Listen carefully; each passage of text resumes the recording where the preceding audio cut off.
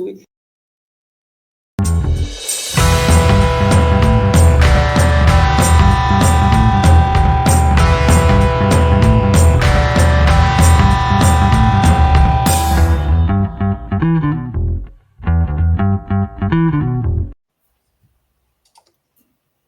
Bonjour à tous et bienvenue dans ce nouvel épisode de Savoir-être, l'émission dédiée aux compétences relationnelles, notamment des professionnels du droit et plus largement de tous les professionnels de la négociation. Aujourd'hui, nous avons la chance de recevoir Vincent Vigneault. Bonjour, Monsieur le Président, puisque vous êtes Bonjour, président de la Chambre commerciale de la Cour de cassation. Merci et je suis vraiment ravi que vous ayez pu nous consacrer du temps. Bonjour Xavier, bonjour Nadine, comment allez-vous ? Bonjour, tout va bien? Tout va bien, c'est super. Alors, je vais présenter rapidement le président de la Chambre commerciale de la Cour de cassation, donc notre invité, Vincent Vigneault, qui occupe ses fonctions depuis septembre 2022. Mais vous avez commencé, si mes informations sont bonnes, comme juge placé auprès du premier président de la Cour d'appel de Rouen en 90. En 96, vous êtes devenu juge d'instance à Courbevoie, puis secrétaire général de la première présidence de la Cour d'appel de Versailles jusqu'en 2003. De 2003 à 2011, vous avez exercé les fonctions de conseiller référendaire à la Cour de cassation, chargé de mission du premier président à compter de mai 2007. De 2011 à 2015, vous étiez premier vice-président au tribunal de grande instance de Nanterre et de 2015 à 2022, conseiller à la première chambre civile de la Cour de cassation. Aujourd'hui, vous êtes président de la chambre qu'on appelle la chambre commerciale, mais en réalité chambre commerciale, financière et économique, Oui, mais aussi président titulaire de la commission de discipline des juges des tribunaux de commerce, ce qui nous permettra peut-être aussi d'évoquer cette fonction et cette mission qui doit être très intéressante et faire appel à des compétences relationnelles particulières.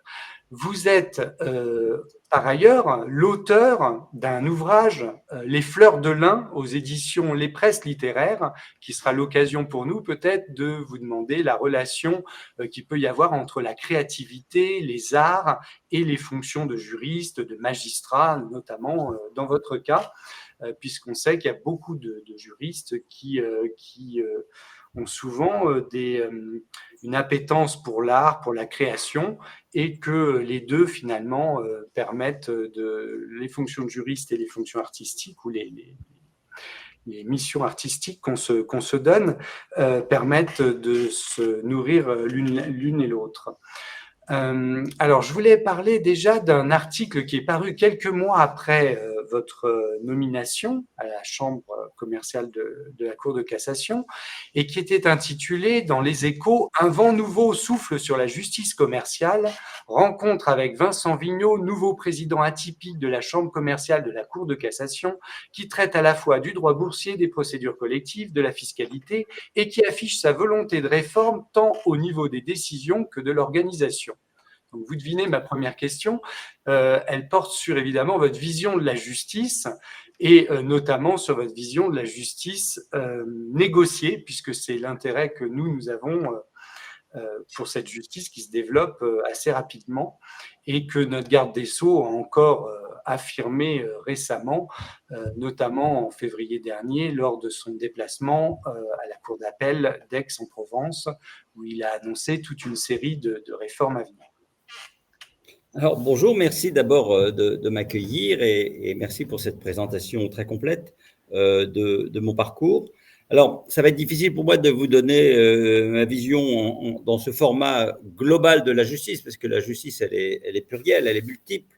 On a une justice civile, une justice pénale. Dans la justice civile, vous avez la justice qui concerne la vie des hommes et des femmes de tous les jours, leur vie quotidienne, leur vie familiale. On a également la justice prud'homale, et puis celle qui me concerne plus particulièrement, la justice commerciale. Donc, on a toute une palette de multiples facettes que peut représenter l'institution. Alors, je vais vous dire plus particulièrement, je parlais plus particulièrement de la justice commerciale.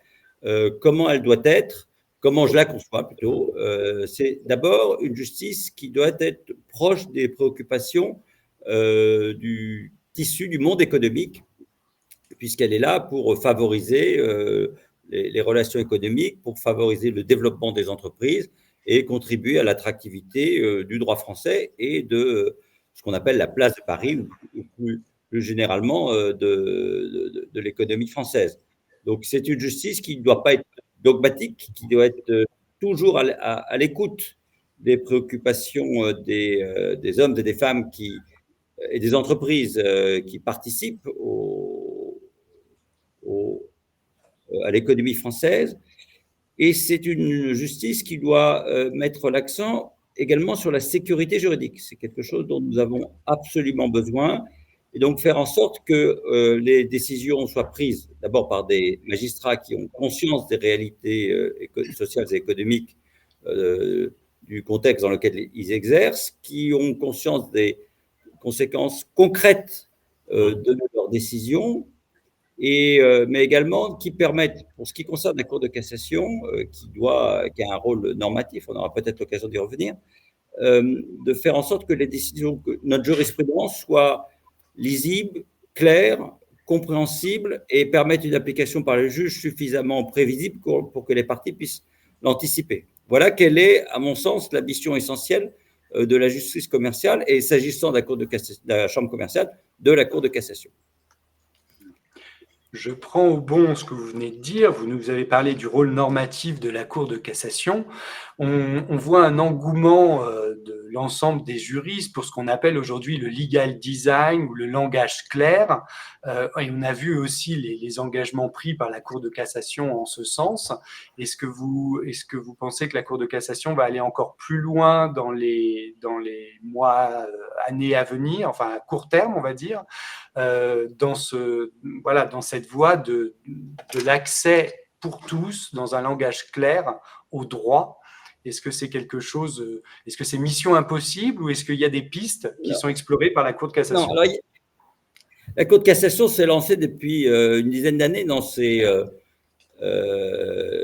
travaux, dans cet objectif de rendre plus clair et plus compréhensible, plus accessible sa jurisprudence. On a eu, j'allais dire, si on prend les mouvements des 20 dernières années, il y avait d'abord la question des délais. La Cour de cassation avait accumulé des délais considérables qui l'a conduite en 2003 à lancer un plan de résorption des délais, notamment en accroissant ses effectifs et ses effectifs de conseillers référendaires. Après, il y a eu le pari de la numérisation et de la dématérialisation. La Cour de cassation a été la première juridiction au monde, je crois, en tout cas la première juridiction suprême au monde et la première juridiction en France à entièrement dématérialiser sa procédure civile en 2008. Et depuis environ 10 ans, nous sommes lancés dans un travail constant, permanent d'amélioration de la lisibilité de nos décisions. Nous avions une rédaction normalisée avec un type d'écriture qui datait du 19e siècle. Et puis également un type de maquette de nos décisions, de format assez rigide que nous reproduisions depuis des décennies sans véritablement forcément réfléchir au sens de cette forme. Nous avons décidé, sous l'impulsion du premier président Louvel et de tous les premiers présidents qui ont succédé, de développer de ce qu'on a appelé une motivation enrichie ou développée qui permettent, et c'est un grand changement dans notre façon de rédiger, pas seulement de procéder par affirmation, comme c'était le cas depuis 2 siècles, mais de donner des explications, notamment pour chaque fois que la Cour de cassation exerce son pouvoir normatif, de dire pourquoi telle ou telle décision a été quels étaient les arguments dans le sens de telle ou telle décision ou de telle ou telle jurisprudence. Ça s'est accompagné d'une modernisation de notre écriture. On a abandonné la phrase unique, on a abandonné les attendus, nous mettons des titres à nos arrêts, de façon à ce que ça soit beaucoup plus compréhensible. On n'a plus besoin d'être agrégé de droit pour comprendre nos arrêts. Et puis à côté de ça, nous avons développé des outils de communication pour accompagner la publication des arrêts. Donc, lorsqu'on a des arrêts qui sont une portée normative, nous les publions, c'est-à-dire que nous les publions dans une publication spéciale qui s'appelle le bulletin des arrêts, Ces arrêts sont enrichis par un sommaire, c'est-à-dire un résumé de la règle de droit qui est énoncée, un titrage qui permet de mieux chaîner les jurisprudences les unes les autres, mais on peut les accompagner d'autres supports comme des communiqués de presse lorsque la décision fait l'objet d'un est de nature à intéresser le grand public. Nous pouvons faire également des dépêches lorsqu'il s'agit d'une jurisprudence qui a besoin d'être connue rapidement par les juridictions du fond. Et puis, tous les trimestres, nous publions une lettre dans laquelle nous faisons état de façon plus développée des arrêts les plus marquants du trimestre. Cette lettre étant accompagnée d'un éditorial rédigé soit par le président de la Chambre, soit par un membre de la juridiction, ou parfois un membre extérieur. Il n'est pas impossible que nous ayons dans quelques mois une lettre rédigée par un éditorial rédigé par le président d'un grand tribunal de commerce pour montrer que nous sommes très attentifs à ce qui se passe devant les juridictions du fond. Alors, c'est un mouvement permanent, puisqu'il y a en permanence un groupe de travail qui réfléchit et discute sur l'évolution de nos méthodes de rédaction.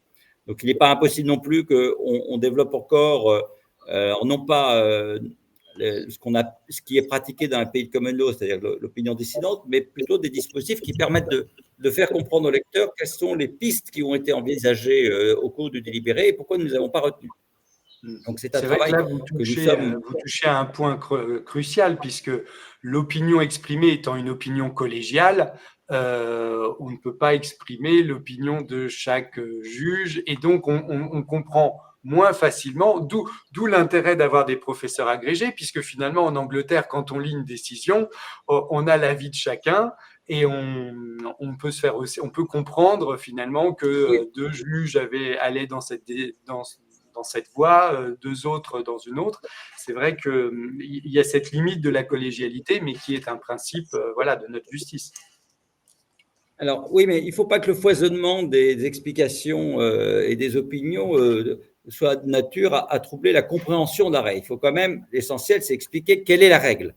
Et ensuite, pourquoi nous avons adopté cette règle. Alors, l'idée d'exposer alors je ne vais pas parler d'opinions divergentes pour bien me faire comprendre, mais l'idée de dire qu'il y a eu d'autres hypothèses qui ont été envisagées, peut-être également par ceux qui étaient favorables à la décision finale, mais pour montrer que plusieurs voies ont été explorées et expliquer pourquoi nous ne les avons pas retenues.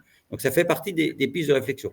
Il faut bien comprendre que nous sommes dans un pays où la décision de justice, elle est admise si elle apparaît comme le produit impersonnel d'une institution qui engage l'institution dans son ensemble et non pas le produit de la réflexion d'une individualité, d'une personnalité, comme c'est le cas en matière de common law.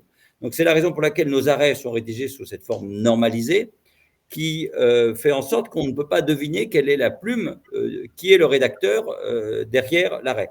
Et parce que ça engage également toute la juridiction. Toute la Cour de cassation est engagée par un seul arrêt. Donc, c'est la raison pour laquelle nous avons cette rédaction normalisée. Alors, ce qui a changé aussi depuis une dizaine d'années, c'est que nous sommes sortis de cette rédaction un peu corsetée qui était la rédaction traditionnelle avec des attendus, avec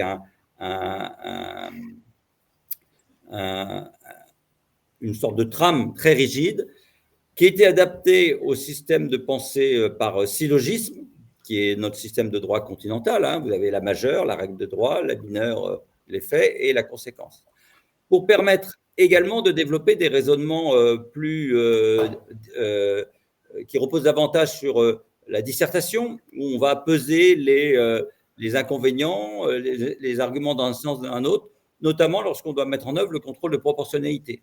Lorsqu'on met en œuvre la proportionnalité, le juge est obligé de digresser pour sous-peser les éléments dans un sens ou un autre. Et ça, il ne pouvait pas le faire dans le canevas traditionnel de nos arrêts. Donc, c'est pour ça qu'on a aussi desserré le corset qui enserrait l'écriture de nos arrêts. Mais vous avez, à côté de l'arrêt, vous avez l'avis de l'avocat général, qui est une opinion libre, savante, éclairée, qui peut être divergente. Donc, elle peut permettre au lecteur de l'arrêt de comprendre quelle a été la parole qui a nourri le délibéré.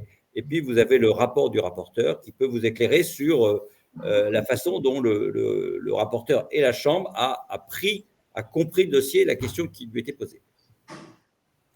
ça permet d'avoir un nombre d'éléments suffisant pour apprécier les choses en creux aussi parfois, quoi. Oui. Et permettre, pour en revenir au sujet qui vous préoccupe, nous avons toujours le souci, lorsque nous cassons, du devenir de l'arrêt devant la cour de renvoi. Nous faisons en sorte de donner des clés de compréhension à la fois pour les juges de la cour de renvoi, mais aussi pour les parties, et leur permettre éventuellement de se concilier, de médier. C'est-à-dire que lorsque vous avez un point de fixation, par exemple, la question de la responsabilité, est-ce qu'un tel est responsable ou est-ce que l'action est prescrite? Cette question peut donner lieu à un débat devant la Cour de cassation.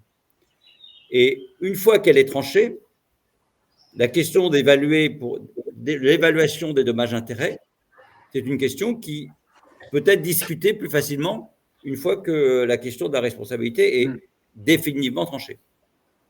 Ça rejoint le… Oui, vas-y, Xavier. C'est une forme de césure, mais au niveau de la Cour de cassation, en fait, si on peut résumer avec la nouvelle procédure sur la césure. Je crois qu'on a des problèmes de connexion parce que vous êtes un visage tout fiché et avec une voix qui semble sortie de Star Wars. En tout cas, ce que vous venez de dire renvoie finalement à une fonction du juge qui serait celle d'objectiver la situation pour permettre, en tout cas, d'objectiver un point de droit, par exemple celui de la responsabilité. On n'a pas posé de question, en fait. Désolé. D'accord. On rebondissait sur ce que vous veniez de dire. On n'a pas encore posé de questions. On disait simplement que finalement, ça permet aux juges qui donnent, lorsqu'ils cassent, qui donnent des indications pour la cour d'appel de renvoi et pour les parties, donc d'objectiver la situation. Et malheureusement, il y a des situations où en effet les parties vont jusqu'à la cour de cassation parce qu'elles ont besoin d'objectiver un point de droit pour pouvoir ensuite se mettre d'accord. Et d'ailleurs, on recevait il y a quelques semaines notre consoeur Anne-Carine Ropard-Furet qui nous disait que dans certains dossiers, ces clients, la seule chose qu'ils veulent, c'est qu'on arrive devant la Cour de cassation pour objectiver un point de droit nouveau, par exemple. Et donc là, on voit que l'essence même, finalement, de la fonction du juge dans ce cas-là, c'est d'aider à objectiver un point de droit pour permettre ensuite une négociation sur tout le reste. Donc, c'est vraiment très important, cette démarche de la Cour de cassation, à mon sens.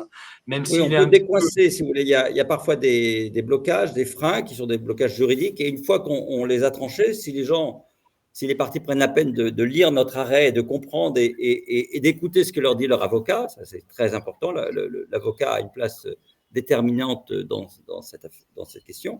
Eh bien, une fois que cette question est débloquée, on peut négocier de façon sur un terrain plus dégagé. Alors, on a vu devant les juridictions du fond de nouveaux mécanismes apparaître récemment, notamment l'audience de règlement amiable et la césure, mais depuis quelques années déjà, la médiation est possible à hauteur de cour de cassation.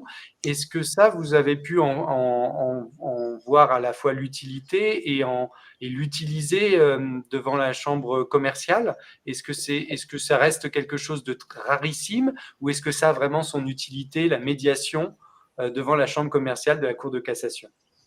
Alors, elle existe, mais ce n'est pas quelque chose qui modifie en profondeur le fonctionnement de la chambre. Nous rendons environ 1600 arrêts par an et depuis que je suis là, j'en ai vu 3. Avant notre entretien, j'étais en train de réviser et je voyais les 3 médiations que nous avons ordonnées ces 2 dernières années. Donc, vous voyez, 3 en 2 ans, c'est quand même pas un chiffre considérable. Aucune n'a abouti.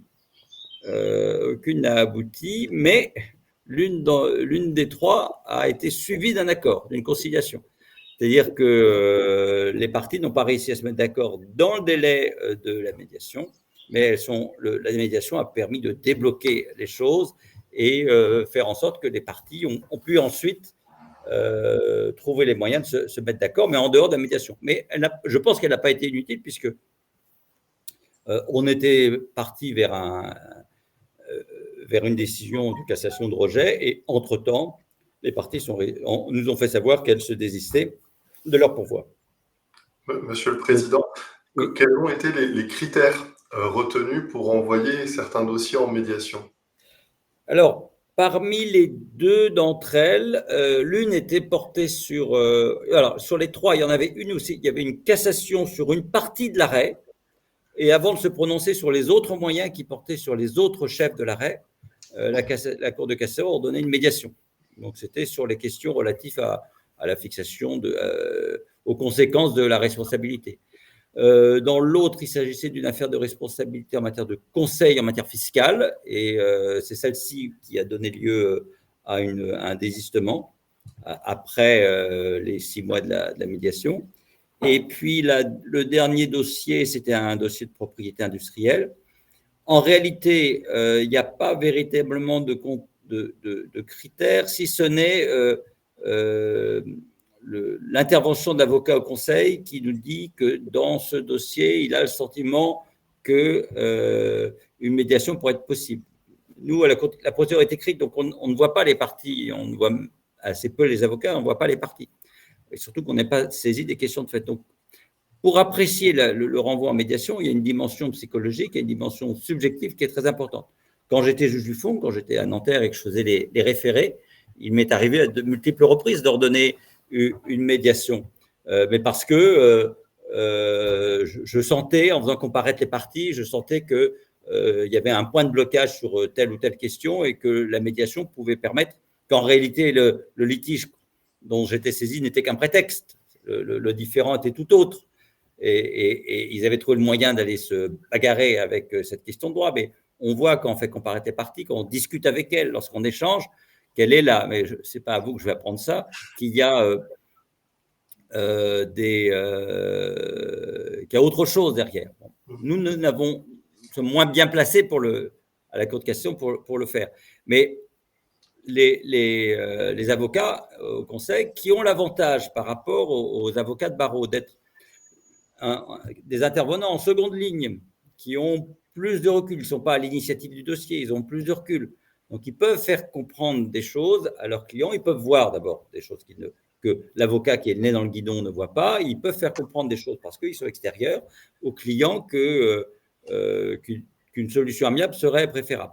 Alors, je vois que sur le chat, il y a M. Badet qui me pose la question de savoir si la médiation est vraiment adaptée à l'objet et au fonctionnement de la Cour de cassation. J'allais dire que rien ne n'empêche. C'est-à-dire qu'au lieu d'éviter une cassation avec renvoi, nous savons que nous allons casser et nous allons renvoyer les parties devant une cour d'appel où elles vont encore perdre 2 ans. Si on peut ne casser que sur une petite partie et trouver les moyens pour les autres de trancher définitivement la question ou rejeter un premier moyen, ce qui permet d'éviter de devoir casser sur le 2e ou le 3e parce que les parties se seront mis d'accord sur la question de la responsabilité, on fait gagner du temps, de l'argent aux parties et c'est quelque chose qui est dans notre rôle que de faire en sorte que le procès soit le moins coûteux pour les hommes et les femmes, les entreprises qui viennent devant nous. Donc ça peut s'adapter à l'objet, au fonctionnement de la Cour de cassation, même si je reconnais que ça ne correspond pas exactement à ce qu'on attend d'une Cour suprême. Mais comme nous le disions avant d'être à l'antenne, pour moi, la Cour de cassation ne pouvait trancher qu'en droit et au regard de ce qui avait été décidé légalement ou non par la Cour d'appel. Mais là, vous nous confirmez que depuis quelques années, comme vous me l'avez dit tout à l'heure, en fait, la Cour de cassation se permet aussi de trancher en fait. Alors, elle se permet parce que la loi l'autorise. Elle ne le ferait pas si la loi ne l'autorisait pas. Elle est autorisée, disons. Alors, on avait traditionnellement 2 situations où la Cour de cassation pouvait casser sans renvoi. C'était lorsqu'elle constatait qu'il n'y avait plus rien à juger. Alors, une partie soulève une exception une fin de non-recevoir tirée de la prescription qui est rejetée par la Cour d'appel. La Cour de cassation constate que c'est prescrit. Elle casse, elle dit c'est prescrit, donc il n'y a pas besoin de renvoyer. Ou bien lorsqu'elle disposait de tous les éléments de fait qui lui permettaient de trancher définitivement le litige. Mais c'était des cas assez marginaux, c'était 10% des cassations. Depuis 10 ans, la loi nous a autorisé dans l'intérêt d'une bonne administration de justice, de trancher nous-mêmes. Donc, dans ces cas-là, on invite les parties à présenter des observations sur tel ou tel point et nous pouvons mettre fin au litige en tranchant. Mais il faut reconnaître que la Cour de cassation n'est pas aussi bien armée que les juridictions du fond pour trancher sur le fond, parce que la procédure n'est pas adaptée pour cela, et ce n'est pas son rôle. Donc, nous le faisons de façon marginale, essentiellement pour éviter aux parties de devoir supporter un nouveau procès. Mais dans cette perspective, on peut tout à fait envisager de recourir à des modes amiables, même si ça reste encore, je vous dis, très marginal, puisque c'est 3 dossiers par an sur 1600 affaires jugées chaque année. Et comme précisé aussi avant de prendre l'antenne, vous avez renvoyé à un médiateur tiers indépendant Oui. inscrit Oui, sur une alors je regardais les décisions tout à l'heure, c'était des médiateurs extérieurs. Il y en a un, c'était la Chambre de commerce internationale, donc le centre d'arbitrage et de médiation de la CCI, et dans l'autre, c'était un médiateur de la Cour d'appel de Paris. Et finalement, ce dont vous parliez, même si ça reste marginal, c'est pratiquement une création de pratiques de césure, comme on a pu le voir, comme on a pu voir émerger la césure devant la 3e chambre du tribunal judiciaire de Paris. L'idée, si j'ai bien compris, hein, je ne voudrais pas... mais si j'ai bien compris, l'idée étant on casse sur un moyen et on renvoie les parties à la médiation en espérant qu'elles se mettront d'accord sur le reste, c'est ça? Oui, mais la cassation, c'est un mécanisme de césure. Nous avons toujours fonctionné sur la césure, puisqu'on casse et on renvoie. Nous cassons en tranchant sur la question de droit et on renvoie dans la cour d'appel pour statuer en fait et en droit. Donc la césure, c'est un mécanisme que nous connaissons souvent. Et finalement, ce que les expériences que j'ai évoquées consistaient plutôt à éviter la césure pour les parties, à trancher nous-mêmes sans avoir à renvoyer. La césure, ça peut être très bien dans certains cas, mais sa multiplication n'est pas toujours très adaptée. Il ne faut pas que ça aboutisse à faire perdre du temps et de l'argent en imposant en partie une étape supplémentaire. Il y a de nombreuses hypothèses où on n'a pas besoin de renvoyer à une audience ultérieure pour trancher. On a tous les éléments et le juge doit prendre ses responsabilités. S'il sent que ça n'apporte rien, il tranche lui-même. Je crois que ce qui est important, c'est de distinguer les affaires dans lesquelles les parties vont devoir continuer à vivre ensemble avec un nœud de relation qui aura été modifié, un ordonnancement juridique qui aura été modifié par la décision du juge. Donc, dans ces hypothèses, bien évidemment, on a tout intérêt à ce que la décision recueille l'adhésion des 2 parties, et rien de mieux pour recueillir l'adhésion qu'une mesure de conciliation ou de médiation. Il y a d'autres hypothèses où, de toute façon, les parties n'auront pas pu à vivre ensemble. La décision acte définitivement leur rupture. On résilie, on annule, on condamne à des dommages et intérêts, on sanctionne. Il n'y a pas forcément besoin de recourir à une mesure de règlement amiable. Il faut bien distinguer. Il ne faut pas banaliser la procédure de règlement amiable, parce qu'à vouloir la généraliser, la banaliser, on va la tuer. C'est-à-dire qu'on va, les parties vont considérer que finalement, les justiciables, ce n'est qu'une étape supplémentaire qui est imposée par le juge pour ne pas trancher et pour leur faire perdre du temps. Donc, je pense qu'il faut être très vigilant à ça. Il ne faut pas penser que tous les dossiers vont pouvoir trouver une voie amiable. Ce n'est qu'une partie des dossiers. Alors, oui. on peut espérer… L'amiable n'est pas une panacée. Voilà, on peut espérer que ça augmente. On voit bien que dans les systèmes de common law, sur 100 affaires qui rentrent dans le système judiciaire, il n'y en a que 10% qui sortent par un jugement. Tous les autres font l'objet d'une médiation. Alors que nous, c'était un peu l'inverse. Mais les conditions économiques dans lesquelles se déroule le procès devant une juridiction de common law ne sont pas du tout les mêmes. Les parties n'ont pas intérêt à aller devant le juge parce que ça va leur coûter beaucoup, beaucoup, beaucoup plus cher. Ça peut aussi, notamment aux États-Unis, il y a une part d'incertitude lorsque l'on va devant un juge qui juge avec un jury, même en matière civile.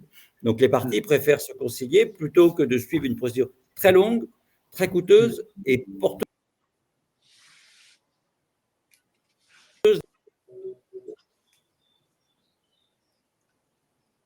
Alors, on a eu une petite coupure, je crois. de la sécurité. On n'a pas ce système-là en France.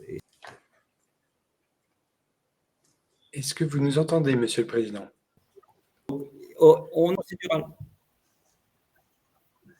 Monsieur le Président, l'article disait de vous que vous étiez un magistrat atypique.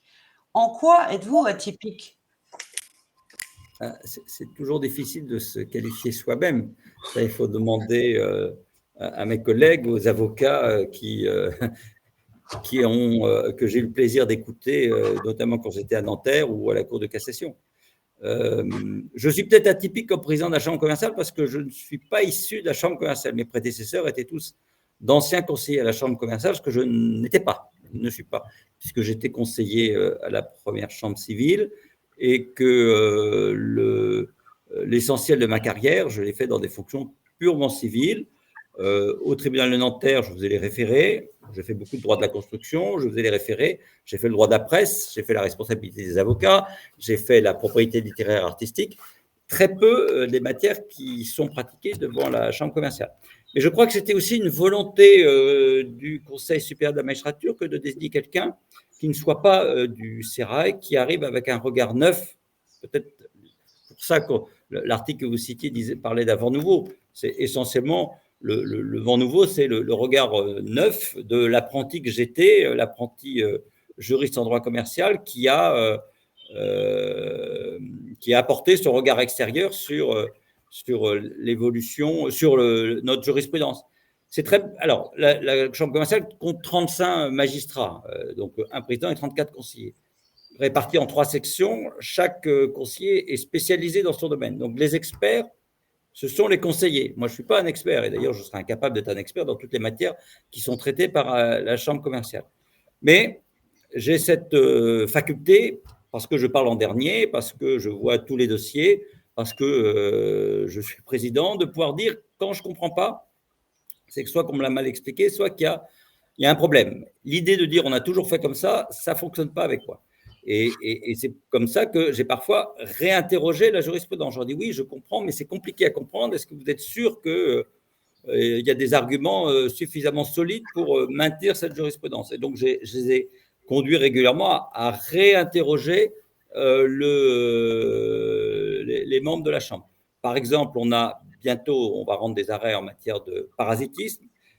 C'était des dossiers qui paraissaient ne pas poser de questions aux conseillers parce qu'on appliquait une jurisprudence traditionnelle. Et moi, je découvre cette matière, je dis, mais ça me pose quand même quelques petites difficultés si on exprime la règle de cette façon. Est-ce qu'il ne faut pas la préciser, aller plus loin, la modifier? Et donc, ces dossiers qui devaient passer en rejet non spécialement motivé sont partis en formation de section. Donc, en section, on est 11 ou 12 à délibérer. Et on a abouti à un renvoi pour approfondir notre réflexion et une décision que nous allons rendre, 2 décisions que nous allons rendre, extrêmement motivées, qui refont le point sur cette question. Donc, l'avantage, c'est que ça nous permet d'avoir un dialogue permanent au sein de la Chambre entre les spécialistes, les conseillers qui ont leur regard de spécialiste, et c'est bien d'être un spécialiste parce que ça apporte la sécurité juridique, ça apporte de l'efficacité, et le président qui a un regard plus général, plus distancié par rapport à la matière. Et en cela, nous nous complétons. Et c'est peut-être en ça que je suis atypique par rapport à mes prédécesseurs. Mais bon, j'ai peut-être d'autres côtés atypiques, mais on a chacun des côtés atypiques. Il ne faut pas essentialiser les personnes. Je crois que nous sommes tous atypiques. Personne ne ressemble véritablement aux autres. Il y a quelques instants, Monsieur le Président, vous mentionniez le fait que nous sommes dans une culture très différente de la culture anglo-saxonne, et c'est indéniable. La culture anglo-saxonne est très attachée à négocier, à trouver des solutions, même d'ailleurs lorsque les professionnels ne sont pas formés, ce qui peut parfois être contre-productif. Mais cela étant, on voit qu'en France, on expérimente devant certains tribunaux de commerce la justice payante, ce qui pourrait peut-être changer un petit peu la donne, puisque une des raisons, un des moteurs, un des leviers de la négociation dans le monde anglo-saxon, c'est aussi que ça coûte très cher. On a reçu un de nos confrères québécois lors d'une précédente émission qui nous expliquait que tout était par témoignage oral, qu'il fallait déposer devant le tribunal, que ça coûtait des fortunes, un procès au Québec, et qu'évidemment c'était un levier pour inciter les gens, lorsqu'ils le pouvaient, à négocier et à amener les dossiers qui réellement posaient une question de droit nouvelle ou une question qui nécessitait une adaptation à une évolution de la société devant le juge, mais à essayer de négocier tous les autres dossiers. Est-ce que vous pensez que cette expérimentation… Alors moi, j'ai été assez surpris qu'on expérimente ça devant les tribunaux de commerce plutôt que devant le tribunal judiciaire. Mais en tout cas, est-ce que vous pensez que c'est une voie qui va se généraliser et que c'est une bonne chose de rendre la justice payante? D'abord, il faut rappeler que jusqu'en 1978, la justice était payante. C'est en 1978 qu'on a supprimé les droits fiscaux et qu'on a proclamé la gratuité de la justice. Est-ce que la justice doit être le seul service public qui n'est payé que par le contribuable et pas par l'utilisateur? C'est assez étonnant de cette conception que nous avons de la justice. Et d'ailleurs, en Europe, nous ne sommes que 3 pays, je crois, dans lesquels le principe, c'est la justice, la gratuité de la justice civile. Alors, outre la question plus fondamentale qui relève des finances publiques, savoir est-ce que c'est le justiciable, est-ce que c'est l'utilisateur ou c'est le contribuable qui doit payer, se pose la question également des stratégies judiciaires. Est-ce qu'on doit intégrer ou non le coût de la justice dans les stratégies judiciaires, ce que font nos collègues allemands. Par exemple, à la fin du procès, le juge présente la note, ce que ça a coûté à l'État, soit à celui qui a perdu, mais il peut aussi la présenter à celui qui a gagné, mais qui n'a pas permis à l'autre partie de se mettre d'accord parce qu'il avait présenté des demandes inconsidérées. Donc c'est assez subtil comme pratique. Moi, j'étais frappé quand je faisais le droit de la presse à Nanterre. Alors, le tribunal de Nanterre a la particularité d'avoir dans son ressort de nombreux journaux dont le modèle économique est fondé sur l'exploitation illicite de la vie privée. Je donnais des dommages-intérêts qui étaient calculés, parce que c'est la règle, en fonction du préjudice subi par les personnes dont on avait exposé la vie privée. Cette somme, bien évidemment, et je savais, je n'étais pas dupe, était largement inférieure au bénéfice, à l'avantage procuré par le dit journal, la dite publication, par la publication interdite. Mais en France, on n'a pas la possibilité de condamner dommages à intérêt punitifs. Et en matière de propriété, en matière de droit de la presse et de droit à l'image, on n'a pas la possibilité qu'on a en matière soit de parasitisme, c'est la jurisprudence qui l'a dégagé, soit en matière de propriété industrielle, d'avoir des intérêts qui sont en quelque chose qu'on pourrait appeler restitutoires. Le seul levier sur lequel on aurait pu agir, c'est le coût de la justice. C'est-à-dire que si je devais, en plus des dommages-intérêts, demander au journal qui a été condamné de rembourser le salaire du juge, le salaire de la greffière, l'entretien de l'immeuble, ce n'est pas des sommes finalement assez modestes qu'ils devraient payer, mais ça pourrait être des sommes beaucoup plus importantes. Et lorsque je présidais cette chambre, j'avais une partie de la jurisprudence qui était un peu routinière. C'était toujours les mêmes types d'articles, les mêmes avocats, les mêmes défendeurs, les mêmes demandeurs, avec des dommages à intérêts assez normalisés.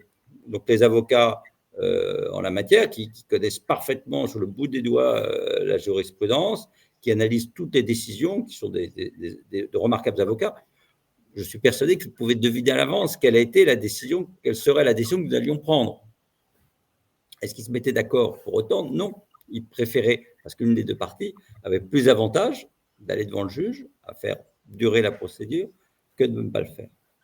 Donc, si on a un dispositif qui permet de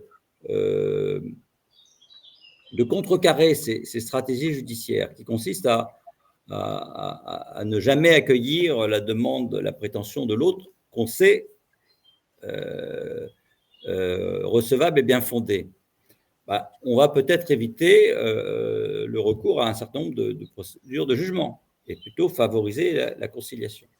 Donc, je crois que c'est le pari qui a été fait par le ministre de la Justice c'est de dire, on va introduire par expérimentation une justice payante et on va voir si ça a un effet sur le taux de conciliation ou de médiation. Alors, pourquoi devant les tribunaux de commerce et pas devant les tribunaux judiciaires? C'est parce que les travaux qui ont conduit à cette mesure, la réflexion qui a conduit à cette mesure, ont mis en exergue la question du droit d'accès au juge pour les parties les plus faibles, notamment les parties qui sont à l'aide juridictionnelle, également dans le contentieux familial. Et on a prévu d'exclure de ce dispositif les salariés en matière de prud'homme, les parties à l'aide juridictionnelle, les parties en droit du surendettement. Donc, on voit bien qu'on aurait, devant le tribunal judiciaire, été conduit à écarter de l'expérience de nombreux contentieux. Donc, je pense que c'est bienvenu d'avoir expérimenté devant les tribunaux de commerce. On peut peut-être aussi l'expérimenter en droit de la construction, hein, quand vous savez que vous connaissez le ratio entre la construction et le nombre de litiges, des litiges qui sont souvent liés à la mauvaise qualité des travaux, parce que l'une des parties a rogné sur les matériaux ou au contraire a rogné sur le type sur les conseils qu'il devait avoir. Peut-être que ce serait d'abord normal que ces parties qui ont économisé sur le dos de leurs concontractants, en quelque sorte, payent ce qu'ils ont économisé. Et puis, c'est aussi un contentieux dans lequel, très technique, qui est nourri par des avocats très spécialisés et qui, très souvent, savent, avant que le jugement soit rendu, quelle va être la décision du juge. Quand vous avez le rapport d'expertise qui détermine les responsabilités dans les désordres qui affectent un bâtiment, on sait à peu près d'avance quelle sera la décision du juge. Oui, donc pour rappeler, dans l'idée dans cette expérimentation, c'est notamment de dire vous payez, sauf si vous arrivez à un accord en cours d'instance, et dans ce cas-là, vous pourrez être remboursé de vos frais de justice. C'est ça. Le texte parle de remboursement. Merci de le préciser, j'avais oublié. Oui, non, mais parce que comme on parle, on connaît le texte, nous, mais peut-être que des gens nous regardent et ne connaissent pas ce texte. Oui, donc c'est vraiment intéressant cette expérimentation, on verra ce que ça donne, mais on voit qu'il y a quand même beaucoup de choses qui vont dans le sens de, à la fois prennent en compte l'idée que la justice ne peut pas tout et a des ressources très limitées, donc quand même partent d'un certain constat de réalité, et en même temps essayent d'explorer d'autres pistes, et ça ouvre quand même ça ouvre un champ des possibles assez vaste et assez intéressant, je trouve. Je voulais vous demander, vous avez mentionné… Pardon Martin, c'est peut-être aussi pour répondre, nous l'avons vu, enfin moi j'ai 40 ans de bar, à un excès de juridiciarisation de tout un tas de litiges, de conflits devenus litiges, énorme, monumental. Est-ce que vous pouvez en dire deux mots? Est-ce que c'est un ressenti, comme diraient certains, ou est-ce que c'est une réalité, ça? On s'adresse aux juges maintenant pour tout et pour rien. Je ne suis pas persuadé que nous ayons le monopole de la judiciarisation. Je vois comment fonctionne le système judiciaire américain, où il y a un recours au juge beaucoup plus fréquent, et la régulation des acteurs se fait beaucoup plus par le juge que par les autorités étatiques, gouvernementales, comme ça se passe en France. Je crois que c'est une tendance générale, mais j'entends dire d'un autre côté qu'il y a beaucoup de gens qui renoncent à aller devant le juge parce qu'ils n'en ont pas les moyens. Ils ne sont pas éligibles à l'aide juridictionnelle, parce qu'il y a un effet couperet de l'aide juridictionnelle. C'est-à-dire qu'au-delà du barème, vous n'avez plus droit à rien. Et ce sont des gens qui n'ont pas forcément les liquidités nécessaires pour financer un procès. Ils ont des revenus confortables, mais ils ont de nombreuses charges et ils ne peuvent pas financer un procès supplémentaire avec le coût, la charge mentale que ça suppose, l'aléa, et renoncent à leur procès. Donc on peut voir qu'il y a effectivement une partie, dans certains domaines, il y a une juridisation très forte, mais dans d'autres, on constate plutôt un retrait. Et parfois, on est un peu étonné de voir le peu de conflictualité. D'ailleurs, pour ça qu'on a développé des procédures parallèles, reposant sur l'action administrative pour suppléer justement l'impossibilité pour les justiciables d'agir. Avant d'accéder à la Chambre commerciale, je présidais la commission des clauses abusives, qui s'occupait des clauses abusives dans les contrats entre les consommateurs et les professionnels. Et on avait constaté qu'il y avait beaucoup de consommateurs qui n'agissaient pas en justice, alors que les contrats qu'ils avaient conclus comportaient de nombreuses clauses abusives, mais parce que, d'abord, l'enjeu du litige était souvent très faible, et parce qu'ils n'avaient pas les moyens de le faire. Oui, et puis moi, je peux témoigner, ancienne prud'homaliste, qu'effectivement, la demande de contentieux prud'homal s'est effondrée récemment, quelques années. Pareillement. Je n'ai pas, moi, de chiffres et je ne parle que de mon expérience, mais on voit quand même que certaines parties, en effet, ne saisissent pas le juge et parfois choisissent de faire leur procès sur les réseaux sociaux, ce qui nous ramène à nouveau devant le juge pour cette fois-ci diffamation ou injure. Et d'autres aussi ont parfois tendance à se tourner vers le droit pénal, puisque finalement il est plus facile et entre guillemets gratuit d'adresser un courrier recommandé, une plainte par courrier recommandé au procureur. Et parfois on assiste aussi disons, on se détourne du civil pour se tourner vers le pénal, ce qui n'arrange pas forcément les relations entre les parties, évidemment, ni ne va faire d'économies à l'État, parce que là aussi, ça va prendre des années et coûter très cher. Mais en effet, on assiste à des mouvements comme ça, stratégiques, de la part de gens qui n'ont pas forcément l'argent ou pas accès à l'information pour se lancer dans un procès civil, en tout cas. Je voulais vous demander, vous parliez tout à l'heure de votre rôle en matière disciplinaire pour les juges consulaires. Vous avez aussi dit que vous aviez, je crois, à une période de votre carrière jugé les affaires de responsabilité des avocats. J'imagine que c'est des matières qui demandent un développement de certaines compétences relationnelles, puisque on est, par exemple, pour les magistrats, évidemment, c'est un corps. De la même façon, pour les avocats, quand il y a un conflit, souvent, il y a des règles déontologiques qui sont violées. Et il y a l'idée que là aussi, c'est un corps qui est attaqué quelque part. Est-ce que vous pouvez nous en dire un mot sur la particularité de ces dossiers qui doivent être passionnants?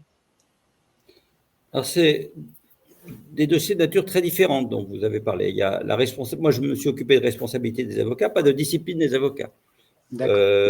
C'est la question d'une faute commise par un avocat dans l'exercice de ses fonctions qui a causé un dommage à son client. En général, le fait d'avoir oublié un délai, ou oublié de soulever tel ou tel moyen. Et l'essentiel du débat est d'évaluer la perte de chance que ça a causé à son client, et le juge est dans une place où il doit refaire le procès qui n'a pas eu lieu. L'audience disciplinaire des conseillers, la commission de discipline des juges consulaires, c'est très différent comme nature. C'est véritablement la commission qui statue sur les manquements disciplinaires commis par les juges consulaires et, le cas échéant, leur inflige une sanction. Donc, on n'est pas du tout dans un contentieux de responsabilité, nous sommes vraiment dans un contentieux purement disciplinaire, avec souvent des fautes très spécifiques aux tribunaux de commerce. La particularité des tribunaux de commerce en France, c'est qu'ils ne sont pas composés de magistrats professionnels, mais de magistrats élus et qui demeurent des chefs d'entreprise ou des cadres dirigeants. Avec cette grande difficulté qu'ils doivent affronter, qui est le risque de la proximité avec les justiciables. C'est pour cette raison qu'ils ont un code de déontologie très exigeant, et tant les chefs de cour d'appel, les présidents de tribunaux de commerce, la commission de déontologie ou le Conseil national des tribunaux de commerce veillent à ce qu'ils respectent ces exigences d'impartialité. Mais il y a toute une série alors on a tous en tête des hypothèses où il y a une absence flagrante d'impartialité, mais on a toute une hypothèse, toute une zone un peu grise dans laquelle les juges ne sont pas directement en lien avec l'une des parties, mais qui peuvent avoir quand même une certaine proximité, notamment dans les petits ressorts. Dans un petit ressort, tout le monde se connaît. Il y a la Chambre de commerce et d'industrie qui brasse les relations entre les entrepreneurs, et tout le monde est amené à se connaître. Et donc, les lignes de partage est assez compliquées, complexes à établir, et à la commission de discipline, lorsque nous rendons des décisions, nous veillons toujours à essayer d'éclairer les juges consulaires sur cette ligne de partage. Et puis, il y a des questions propres également au fonctionnement interne des tribunaux de commerce, mais je veux dire, les questions sont très similaires à celles que l'on peut rencontrer avec des magistrats professionnels. Mais la spécificité de cette commission de discipline par rapport au conseil de discipline devant le conseil supérieur de la magistrature, par exemple, c'est le fait, bien du fait que ce sont des juges qui sont pleinement dans la cité et qui exercent des fonctions professionnelles au sein des gens qui doivent juger. Donc, c'est avec cette ligne de partage très, très difficile et qui nécessite pour eux d'être une particulière vigilance. Monsieur le Président, nous nous sommes déjà interrogés, Martin, Xavier et moi, sur une possibilité future, peut-être, d'engager la responsabilité d'un avocat qui n'aurait pas poussé ou permis un processus alternatif, une médiation, un droit collaboratif, et d'avoir engagé le client qui parfois ne le souhaite pas. Moi, j'ai un cas comme ça dans mes dossiers, devant les juridictions, avec un maintien, et on va faire appel, etc. Et éventuellement un échec de tout ça. Est-ce que c'est envisageable qu'un jour des avocats soient poursuivis pour ne pas avoir mis en place l'amiable, enfin le dit amiable? J'ai un exemple que j'ai connu quand j'étais à Nanterre. Deux parties avaient, à propos d'un droit de passage, conclu un protocole d'accord par lequel l'une d'entre elles s'engageait à mettre un terme à l'ouverture qu'elle avait de son propre fait créé sur le terrain du voisin dans un certain délai, et s'obligeant, s'il n'avait pas accompli cette obligation d'un certain délai, à payer une somme, une indemnité forfaitaire assez importante. Mais je pense que dans l'esprit des rédacteurs de ce protocole, cette somme n'avait pas vocation à être payée, puisque la partie en question était d'accord pour mettre fin à cette situation de fait. Donc le protocole est signé, vous savez qu'il a une valeur de jugement, et cette personne change d'avocat. Et son nouvel avocat lui dit « mais qu'est-ce que c'est que ça ? C'est n'importe quoi, cette somme est démesurée, elle est véritablement excessive, et de toute façon… Alors, comme entre-temps, la personne en question s'était volontairement enclavée, pour des raisons diverses. Et il lui dit « mais vous êtes obligé de passer maintenant par ce terrain, et donc le protocole ne vaut plus. » Sauf qu'il s'était enclavé lui-même, donc il ne pouvait pas… Il avait le moyen de passer par un de ses amis qui avait un accès plus rapide à la voie publique. Et il lui dit, vous refusez de payer, vous refusez d'exécuter ce protocole. Et je suis saisi en référé par l'autre partie en exécution du protocole. Disant, il devait le faire dans tel délai. Ils ne l'ont pas fait, donc ils doivent s'engager à payer l'indemnité de 100 000 euros. C'est une indemnité importante. Et donc, il demandait le versement de cette provision qui n'était pas sérieusement contestable. Et l'avocat en question, qui continue de conseiller le client, s'est opposé. Alors, j'ai essayé de faire une médiation pour essayer de trouver un terrain d'entente parce que c'était inéluctable. Mais il s'est opposé. Alors, quand vous êtes juge, parfois, vous avez envie de vous adresser, ce qu'on ne peut pas faire, contrairement au médiateur, de faire un aparté avec une des parties en disant attention, votre avocat, il est en train de vous mettre droit dans le mur. Parce qu'il ne vous a pas dit que le protocole que vous avez signé en la présence d'un autre avocat a force de choses jugées. Et vous ne pouvez pas revenir dessus. Vous ne pouvez pas invoquer l'erreur de droit commise pour un acte que vous avez signé accompagné de votre avocat. Je pense que cet avocat-là pourrait engager sa responsabilité. Et comme le dit très justement Maître Badet, que je lis sur le chat, ça fait partie intégrante du devoir de conseil de l'avocat que de savoir de ne pas aller au procès, de savoir faire des concessions. Et on en reviendra à ce que vous mentionniez un peu plus tôt, c'est-à-dire qu'on ira sur l'évaluation d'une perte de chance. Donc il faudra Si un jour un avocat voit sa responsabilité engagée pour ne pas avoir conseillé sur la stratégie amiable, on sera toujours sur une. Mais vous savez que le Code de procédure civile permet. Le Code de procédure civile permet, vous disiez?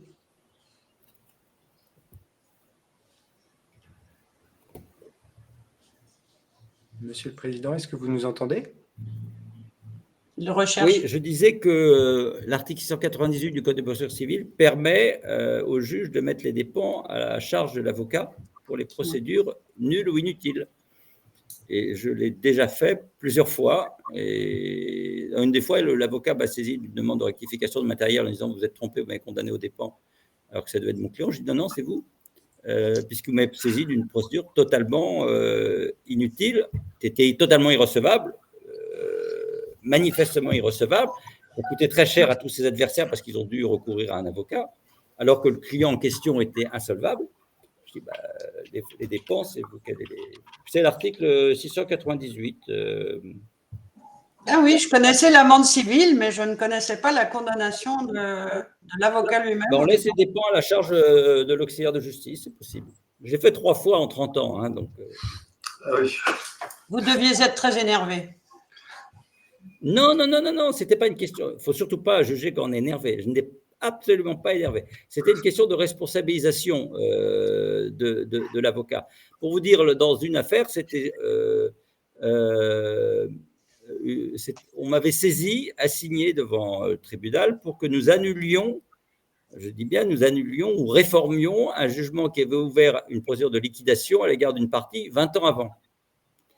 Et l'avocat avait assigné le liquidateur. Alors, c'est une liquidation qui durait très longtemps. Vous savez, ces liquidations dont on n'arrive pas à se défaire. Et tous les créanciers qui se sont retrouvés devant le tribunal à signer. Alors, ils ont tous soulevé l'irrecevabilité.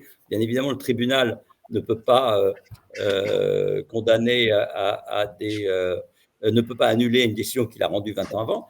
Et l'avocat aurait dû dire à son client, non, ce n'est pas possible, ce n'est pas raisonnable de faire ça. Ça fait partie du devoir de conseil de l'avocat. Si on ne responsabilise pas l'avocat, comment voulez-vous qu'il soit reconnu? Et l'avocat, il doit trouver toute sa place et il doit être capable de dire au client, non, vous ne pouvez pas le faire. Une autre affaire où j'avais été saisi par en référé 145 par une dame qui avait un problème de santé, mais qui avait assigné tous les médecins qu'elle avait croisé depuis une quinzaine d'années en responsabilité, en disant mais tous ces médecins n'ont pas détecté ce que j'avais, parce qu'on ne savait d'ailleurs toujours pas ce qu'elle avait, et donc elle voulait une mesure d'expertise. Tous ces médecins, ils ont saisi un avocat pour se faire défendre. Cette dame, en fait, c'était la faute de son avocat qui devait lui dire non, ce n'est pas possible d'assigner même en référé avec si peu. Oui, bien sûr. C'est très bien. Je découvre ce texte, mais je pense que c'est un texte porteur. C'est très bien. Je voulais mentionner, Monsieur le Président, aussi le fait que vous êtes l'auteur d'un ouvrage, Les Fleurs de lin, aux éditions Les Presses littéraires, que j'ai lu d'ailleurs. Mais je voulais avoir votre avis sur l'importance qu'a la création artistique pour un professionnel du droit comme vous. Est-ce que ça nourrit le magistrat? Est-ce que c'est deux choses complètement distinctes? Est-ce que c'est quelque chose qui permet d'avoir un équilibre personnel? Enfin, qu'est-ce que ça représente pour vous d'écrire?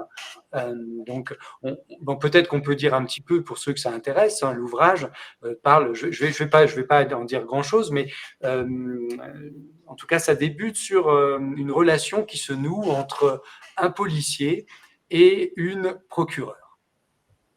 Voilà, alors, on ne va pas en dire plus. Non, on ne va pas en dire plus. On peut dire, bon, certains disent que c'est un peu autobiographique, mais toute ressemblance serait que pure coïncidence. Je crois que c'est plutôt mon rapport à la littérature qui est plus important que mon rapport à la création artistique. Ça me sert beaucoup dans mes fonctions de magistrat, même si un jour, quand j'étais juge des référés, j'ai eu à trancher le litige entre les membres d'un groupe rock dont j'étais grand amateur quand j'étais adolescent. Mais en fait, c'est le rapport à la littérature. Qu'est-ce que ça nous apporte, la littérature? C'est une façon pour chacun d'entre nous de vivre d'autres vies que la nôtre.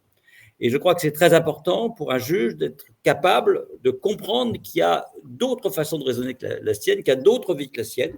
Et comment peut-on, la meilleure façon pour vivre d'autres vies que la nôtre et comprendre le cheminement intellectuel, les sensations, la perception des choses, si ce n'est par la littérature, qui est un réservoir formidable de compréhension du monde et des autres. Et c'est en ça que, pour moi, la littérature est indispensable aux fonctions de juge, d'avocat aussi. Et puis, nous faisons un métier de l'écrit. Je passe mon temps à lire et à écrire. Alors, un peu moins, j'écris un peu moins maintenant, mais je lis beaucoup. Des arrêts, des jugements, des conclusions, des mémoires, des rapports. Donc, tout ça, on a une relation avec l'écrit qui est très forte. Et puis, le fait d'écrire, et alors, vous parlez de ce roman, c'était pour moi une façon de vivre une période de ma vie un peu compliquée, notamment mon compagnonnage avec une maladie chronique, qui est devenue chronique après avoir été aiguë.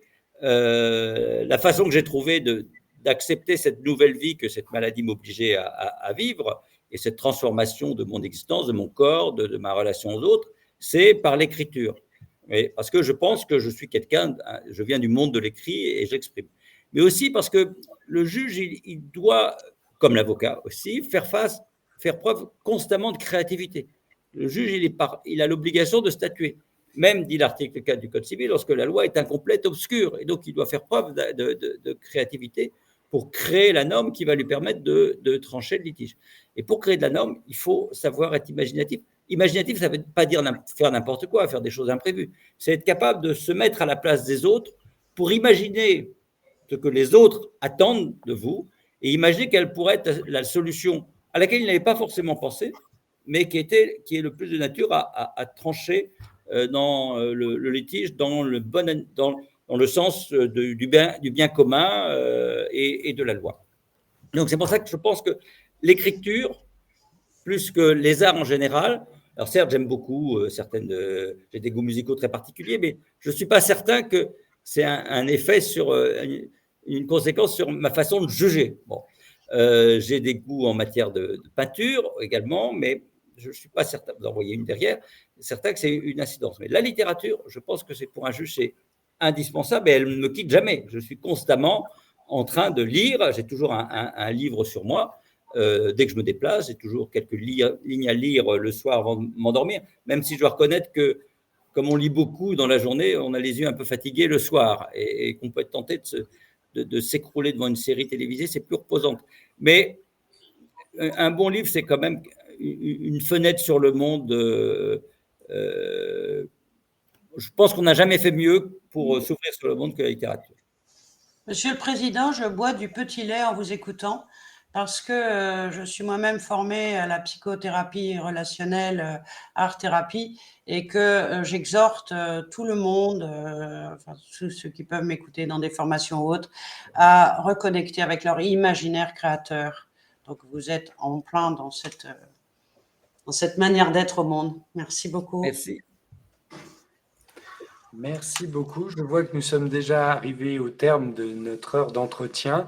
Merci infiniment, Monsieur le Président, de nous avoir consacré de votre temps, qui évidemment est très, très, très précieux. Vu le nombre de dossiers en plus que vous avez mentionnés, vous nous avez dit 1600 dossiers traités par la Chambre commerciale chaque année. Donc, on imagine la masse de travail que c'est. On fait un peu de lecture, oui. Oui, voilà. On peut dire ça comme ça. Merci infiniment de votre temps. C'est moi qui vous remercie de votre accueil et de votre écoute. Merci beaucoup. Et à tous, à la semaine prochaine. À bientôt. Au revoir. Merci beaucoup. Au revoir.